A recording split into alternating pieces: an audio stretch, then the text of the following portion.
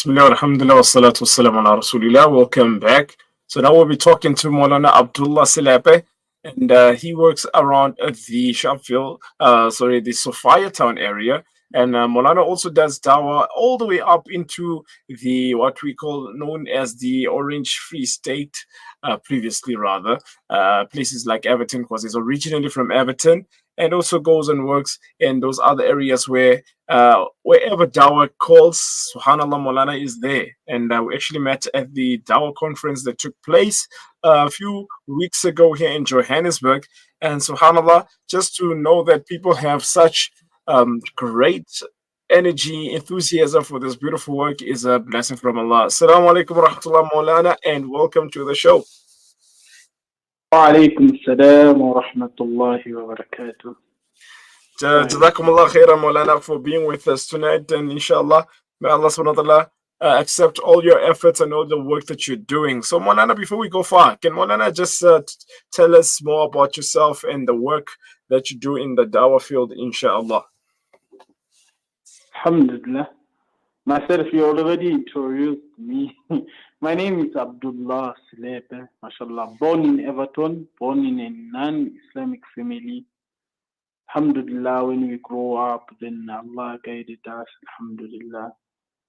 Went to do my basic courses of studies in Carltonville by Mufti Masood. Then, alhamdulillah, Allah gave me the opportunity to go study in Kempadon Madrasa. Did my Aalim course there. Came back in Everton, in Vars, booking. Alhamdulillah, we started making dawah work. We started making dawah work slowly, alhamdulillah. Alhamdulillah, we're going all over, sometimes going to Free State and everywhere, alhamdulillah. MashaAllah. No, 100%, Maulana. Allah subhanahu wa ta'ala has indeed guided us to the beautiful deen of Islam, and Allah subhanahu wa ta'ala has really made us the forebearers of the kalima in our hearts.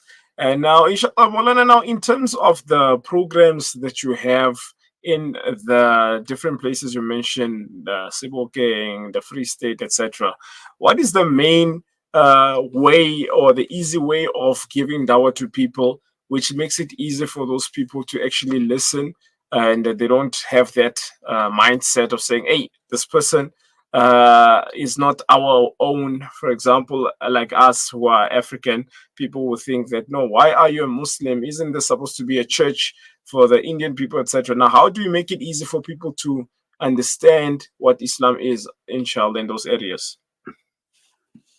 See, this is the main challenge in the location. People are staying away and holding back because they think Islam is not for us. This is the main challenge in the location. But alhamdulillah, what we have been doing, we make ourselves common around the people in the area so everyone can know and see. When they always see you, now slowly, they themselves will want to understand what's happening with you, who are you, and what's happening with you. So what we do normally, we'll invite people and make a program, have a lunch or something for them.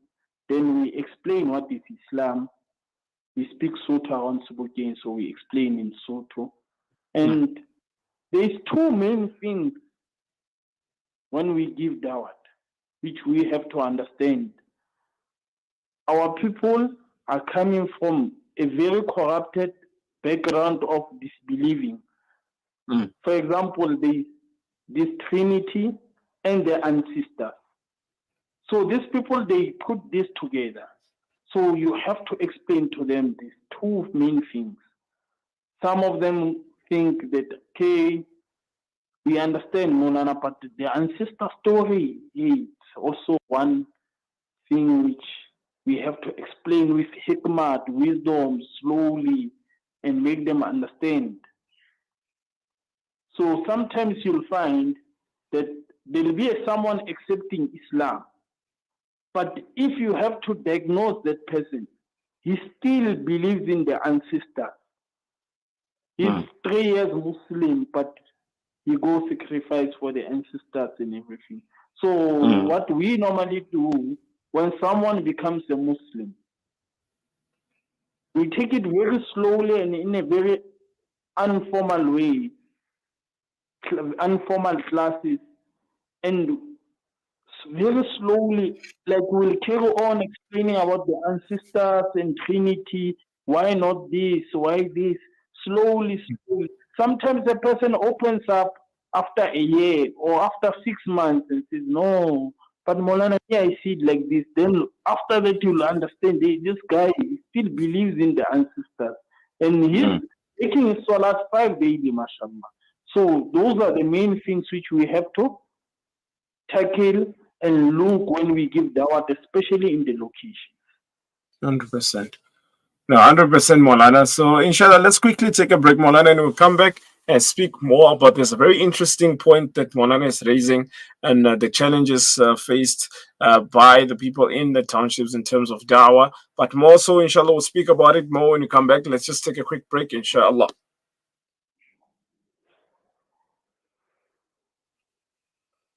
Heart of the home, where memories are made and celebrated. Our go-to place for those freshly stacked pancakes early in the morning or for the late-night snack munchies. We are in there together, cooking, eating and celebrating life together.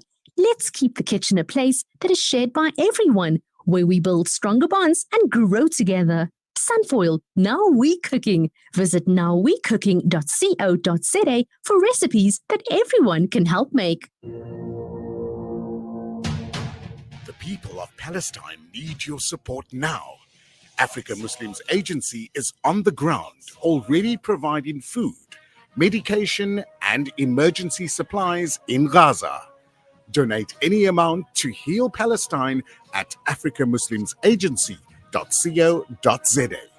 Africa Muslims Agency, empowering, educating, inspiring.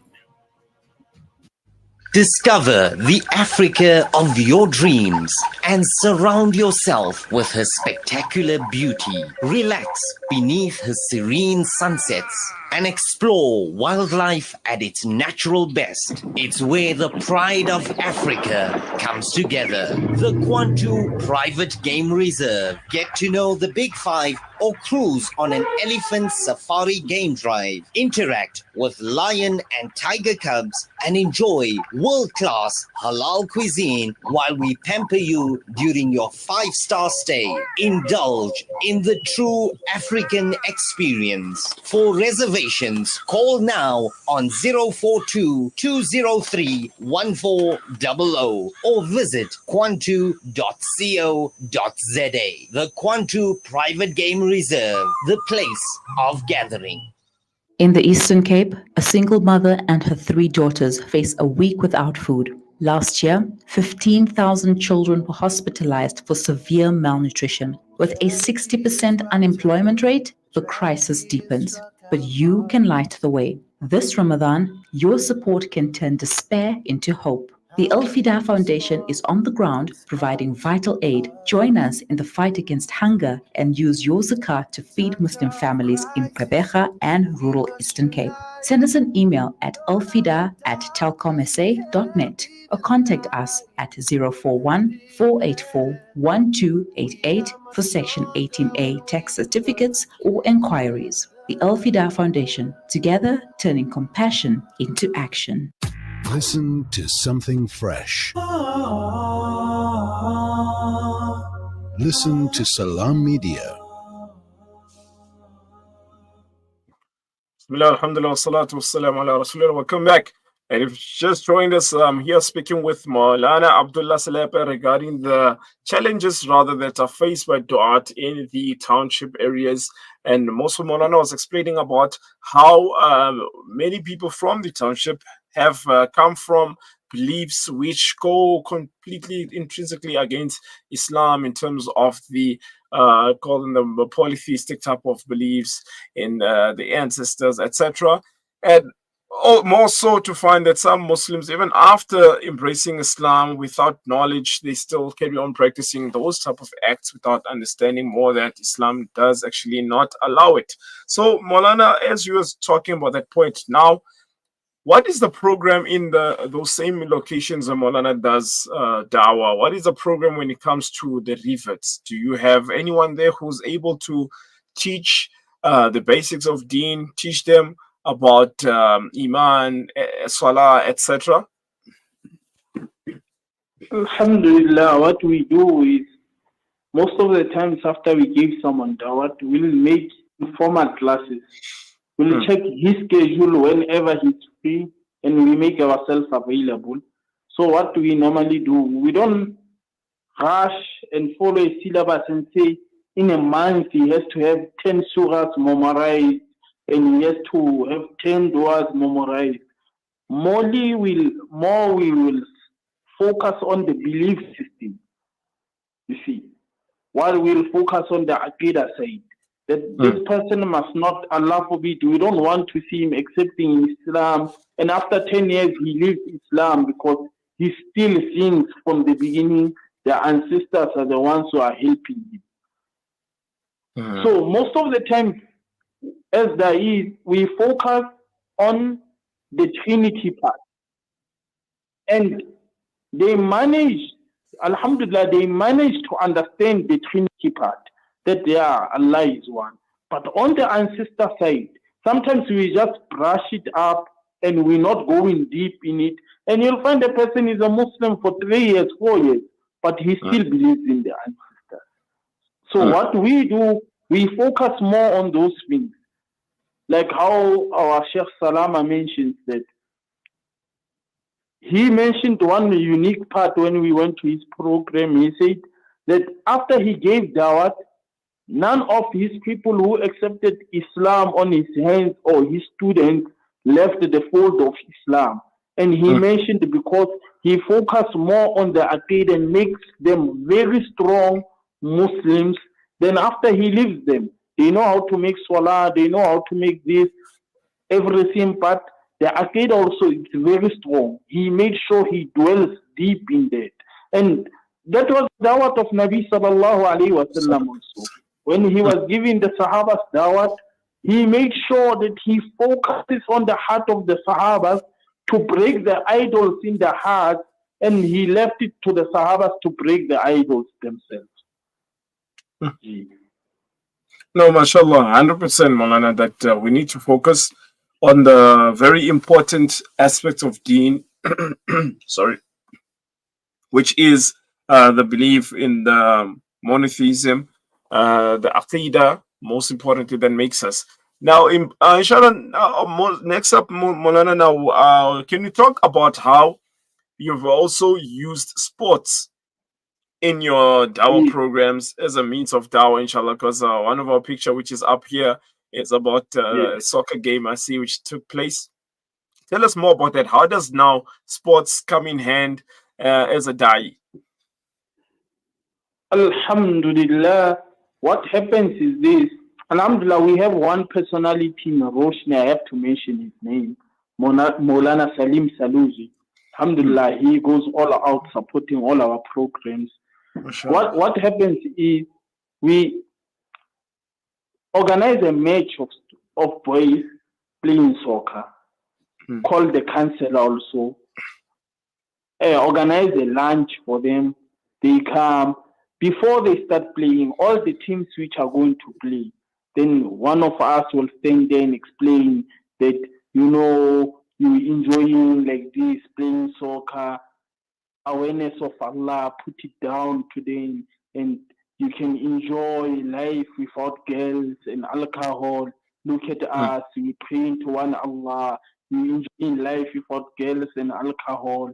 Then from there, 1 or 2 boys will want to follow you up and follow who are you, your number phones, and will give pamphlets in Sutu language also.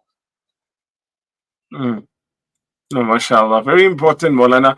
And I think they also, Maulana, is including some life skills in terms of how to interact with people, especially for the youngsters. Subhanallah, Maulana, I think this is a very important point where we need to also focus a lot of strength in bringing the youth into deen explaining the same points of how you can enjoy your life as a Muslim without doing all these things which are considered haram, etc., without going into alcohol, drugs, etc., and how Islam can actually make them better people for the future. Subhanallah. A month ago, we had a camp in Soweto, also Dlamini Masjid, and these were the things we were pressing on, a youth camp, that life is all about what you make of it, especially as a youngster and Muslim. You need to live as a Muslim, enjoy life as a Muslim, and Allah subhanahu wa ta'ala will make it easy for you.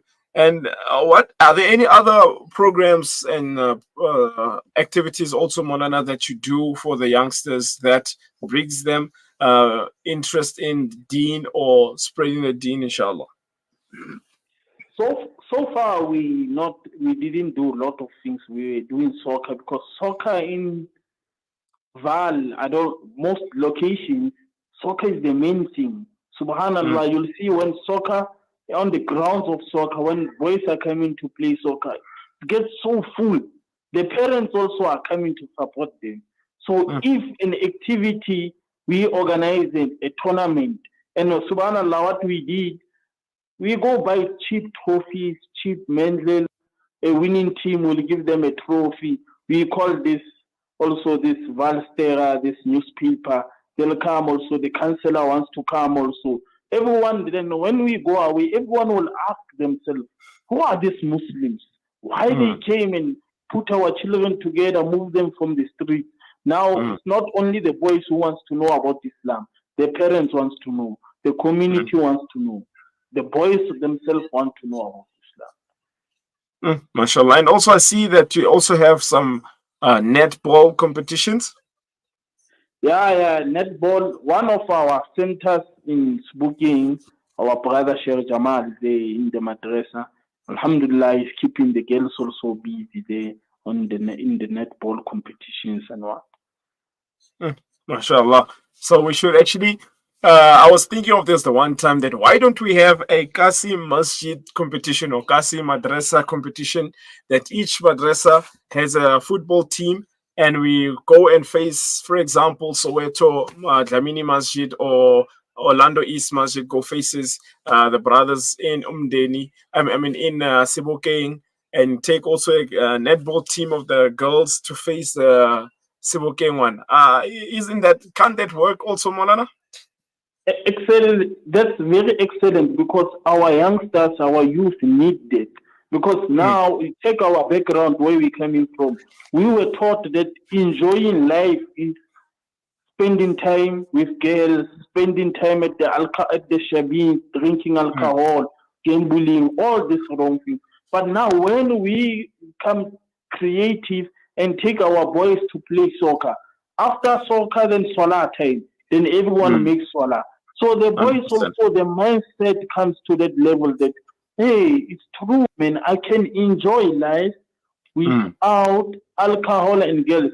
So we make it a practical thing, not only the book thing where they just read it or a bayan thing. We make it practically after playing the Salah, after Salah, this little bit lunch, then all of us go back to our houses. That's very good. No, interesting. Inshallah, we can make that happen. I have a friend of mine, Moulana Mubarak Manana. Also, he's in the Palm Ridge. He has a soccer team. He has another soccer team in Kwatema. A lot of his boys from the madrasa there also. So we can make it work, inshallah. And like this, also we can connect the different locations and townships, especially the Muslim brothers and the sisters as well. We're not leaving them behind, and make it a unified front, inshallah. Again, Moulana, we really jazakallah khairan. Thank you for all the work that you're doing. May Allah subhanahu wa ta'ala really bless you and keep you in good afiyah and salama. And Moulana, any last points that you can give us, especially as encouragement for those in the dawah field, inshallah? Alhamdulillah, as a person who makes dawah, our rewards are from Allah. We just have to bear the. Sometimes you call people and no one comes. Sometimes you give dawah and you are rejected. No one accepts Islam. But slowly, later on, Allah brings one person, two people. So we don't focus on numbers. This is the main thing. We don't focus on numbers. If one person accepts Islam, we get happy. And if no one accepts Islam, we leave it to Allah and we ask Allah, please. And we carry on making the dua. Carry on making the dawat. If one person comes, we give that person attention, teach that person. Don't lose hope and say, only one person accepted Islam in this month. My work is not, I'm not doing proper work or anything. There's proper work. You'll get rejected. Rasulullah also got rejected. So slowly, people came into deen like that. No, 100%. Jazakumullah khair, Moulana, and assalamu alaikum wa rahmatullahi wa barakatuh. Wa alaikum assalam wa rahmatullah. Alhamdulillah. So, Alhamdulillah, that means brings us to the end of the show, and Alhamdulillah, subhanallah, there's always a lot of wisdom that we learn in this beautiful work of da'wah, because Allah subhanahu wa ta'ala in one ayah that speaks about giving da'wah starts with Udu ila sabili rabbik bil hikmah, that call to the way of your Lord with wisdom. So wisdom is the only way that you can actually understand and learn a lot of compassion in it also. And subhanallah, may Allah subhanahu wa ta'ala take this beautiful work from us with grace and grant us salama and grant us ease and steadfastness in this beautiful work. Inshallah, we'll meet again next time on Thursday evening from 8 to 9. And again, it's a beautiful Thursday evening. Please do remember a lot of durood upon the greatest of mankind, sallallahu alaihi wasallam, and read Surah Al-Kahf and make dua for brothers and sisters in Sudan, in Palestine, Somalia, Syria. And also, as we all understand what has happened lately with the former leader of Hamas, may Allah subhanahu wa ta'ala grant him Jannatul Firdaus, inshallah. Ameen. Assalamu alaikum wa rahmatullahi wa barakatuh.